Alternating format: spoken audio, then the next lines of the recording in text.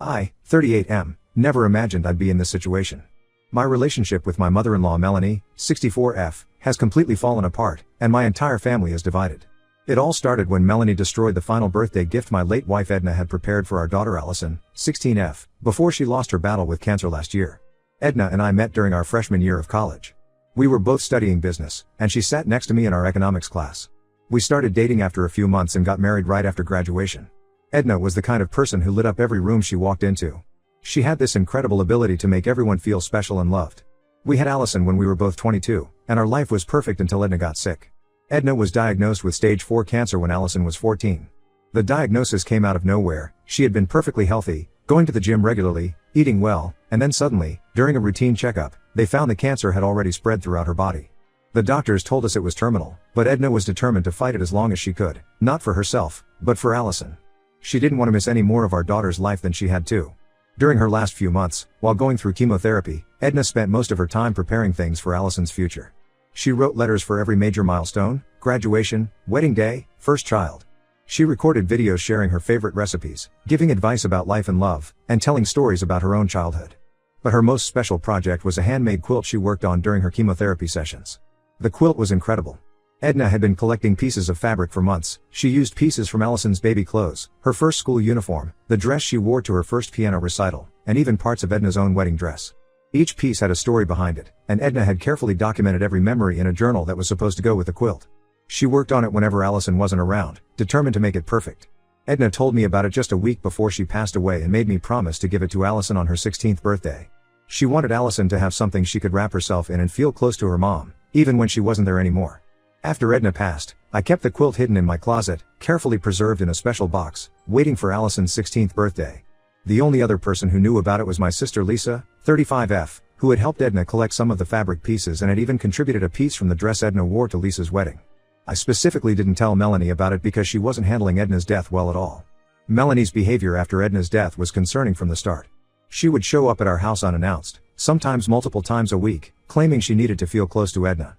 She would go through Edna's closet, taking items here and there, a scarf, a sweater, even some of Edna's jewelry. At first, I understood and let her take some things. I knew she was grieving, and if having some of Edna's belongings helped her cope, I was okay with it. But then Melanie started taking things without asking.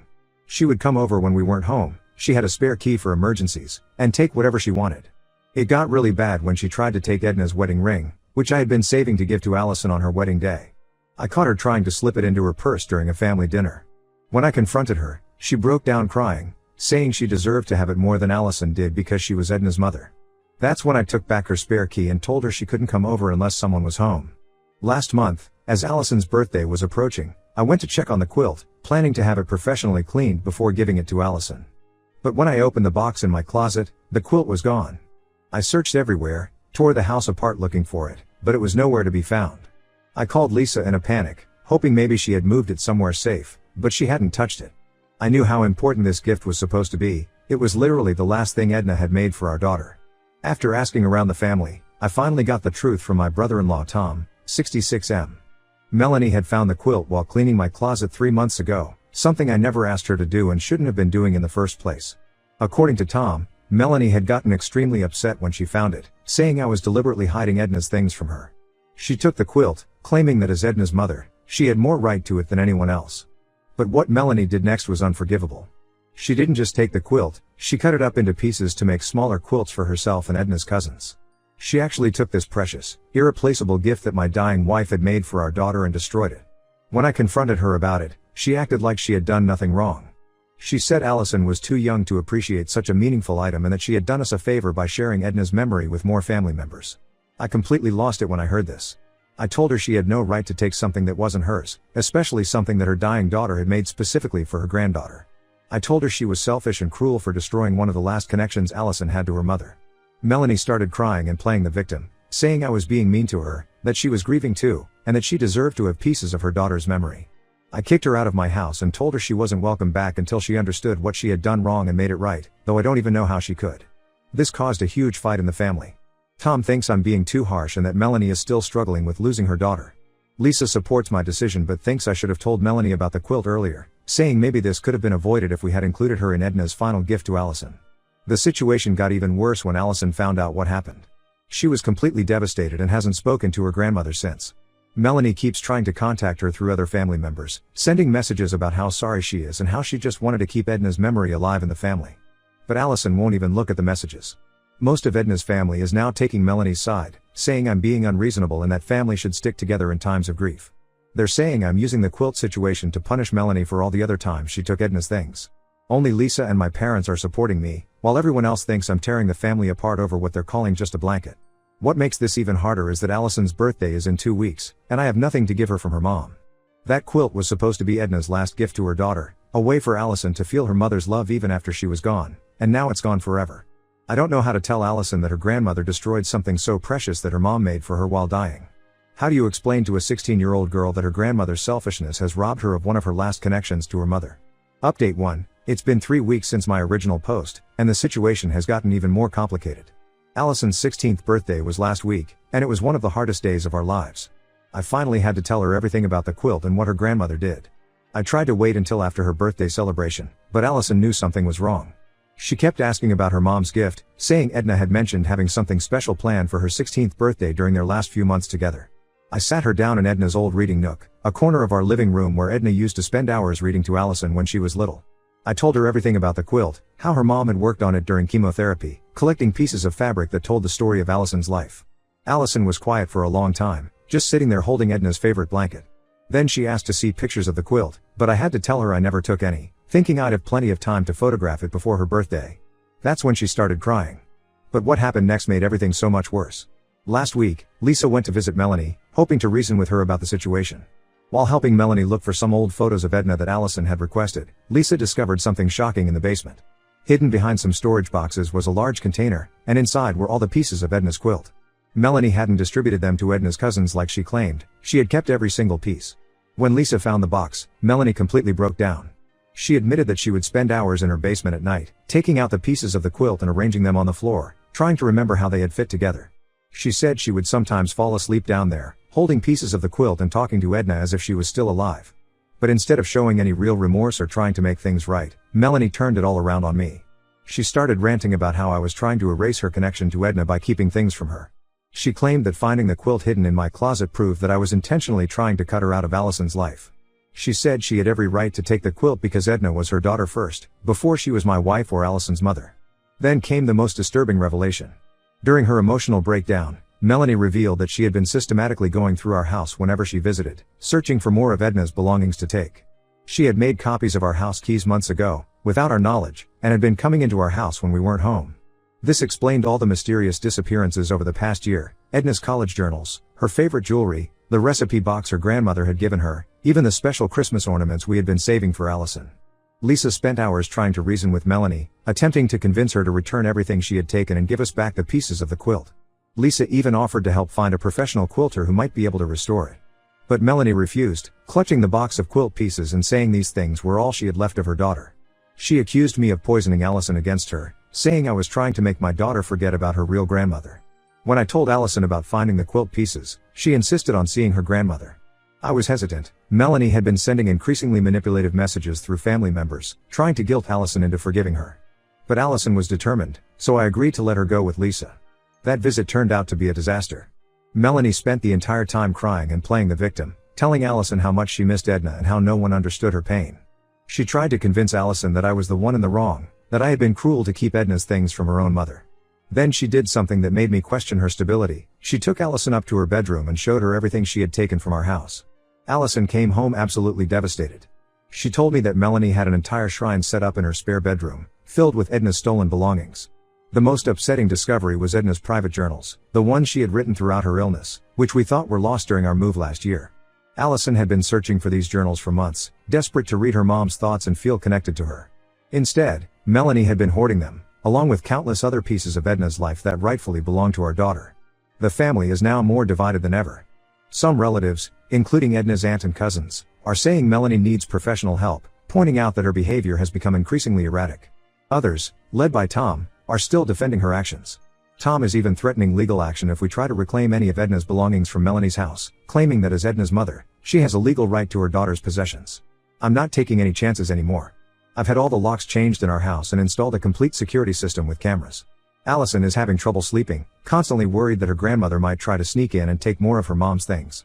She keeps checking her jewelry box, making sure the few pieces of Edna's jewelry she has left are still there. The trust is completely broken now. Not just with Melanie, but with any family member who tries to defend her actions. How can anyone justify stealing a grieving child's connection to her dead mother? Update 2. It's been 2 months since my last update, and I discovered something that has completely shattered what little hope we had left of salvaging any relationship with Melanie. Last week, while going through Edna's old laptop to find photos for Allison's school project about family history, I found a folder of emails that Edna had sent to Lisa during her last months. These emails revealed something devastating about the quilt. It wasn't just a memory blanket. Edna had sewn 4 USB drives into the corners, each containing video messages she had recorded for Allison's future milestones. Reading through the emails, I learned that Edna had spent weeks recording these messages during her better days in the hospital.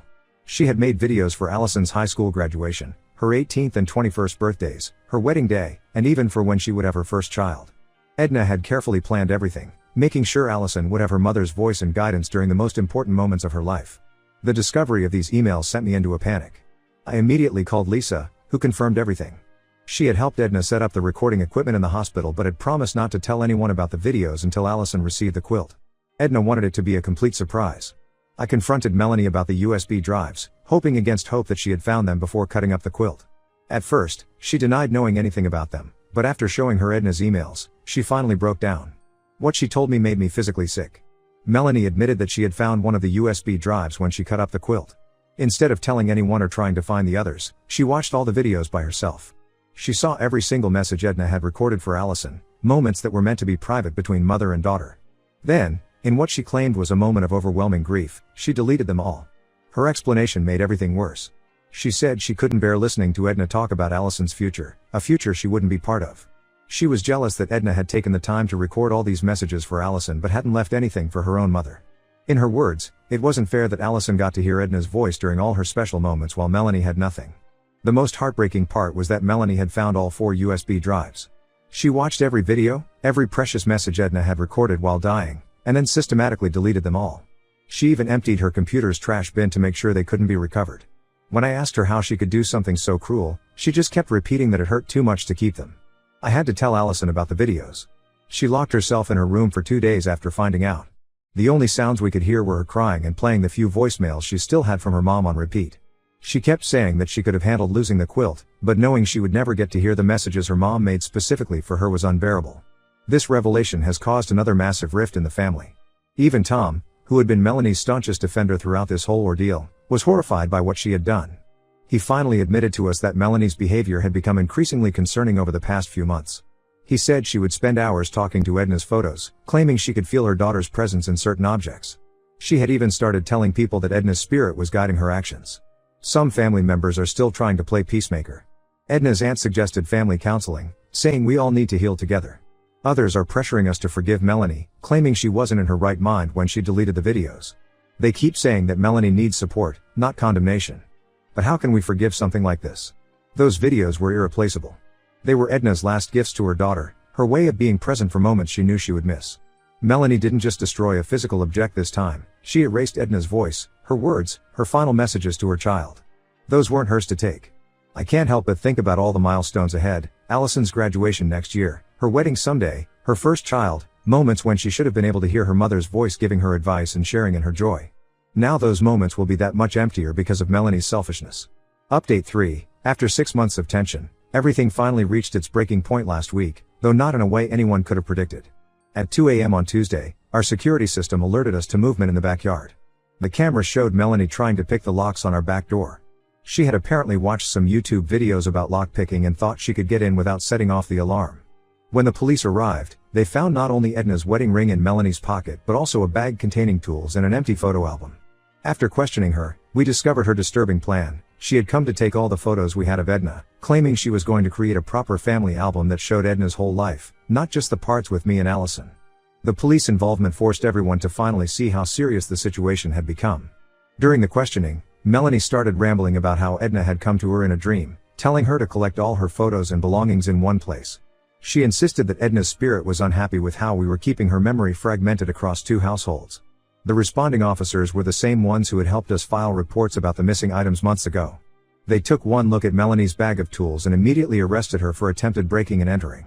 Tom tried to intervene, claiming it was just a family misunderstanding, but even he couldn't explain away the lock-picking tools and Melanie's incoherent ramblings about Edna's spirit.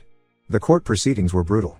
Melanie's lawyer tried to argue that she was acting out of grief and needed mental health support rather than punishment. But the judge took one look at our documentation, the history of stolen items, the destroyed quilt, the deleted videos, and now this attempted break-in, and decided enough was enough. We were granted a permanent restraining order that prevents Melanie from coming within 500 feet of our home or Allison's school. The judge also ordered Melanie to return every single item she had taken from our house. Last weekend, Tom brought over 5 large boxes filled with Edna's belongings. Going through them was like experiencing the loss all over again: Edna's journals, her jewelry, her favorite books with her notes in the margins, even her old music box from childhood. Allison spent hours sitting on her bedroom floor, carefully sorting through everything. Each item she uncovered led to a fresh wave of tears, not just for the loss of her mom, but for the months she spent wondering where these pieces of her mother had disappeared to. Most of Edna's family has finally stopped pressuring us to reconcile with Melanie. Even those who initially defended her actions have admitted that this goes far beyond normal grief. They've seen how Melanie's obsession with possessing Edna's things has only gotten worse over time, not better. Some of Edna's cousins still occasionally reach out, suggesting we should at least let Melanie send letters to Allison or have supervised visits during holidays. But we're done. The trust is permanently broken, and we're not willing to risk any more of our peace of mind. Allison has made it clear she wants nothing to do with her grandmother, and I fully support her decision. Tom filed for separation last week, saying he can't handle Melanie's obsession with Edna anymore. He's staying with their son for now and has offered to be our intermediary if Melanie ever tries to contact us again. But honestly, we don't want any contact, direct or indirect. We're focusing now on healing and creating new memories while cherishing what we have left of Edna. The quilt and videos may be gone forever, but we won't let Melanie take anything else from us, especially not our peace of mind. Some family members still disagree with our choice to go completely no contact, but we know it's what's best for us. Sometimes the only way to protect yourself is to completely cut ties with toxic people, even if they're family. Or maybe especially if they're family.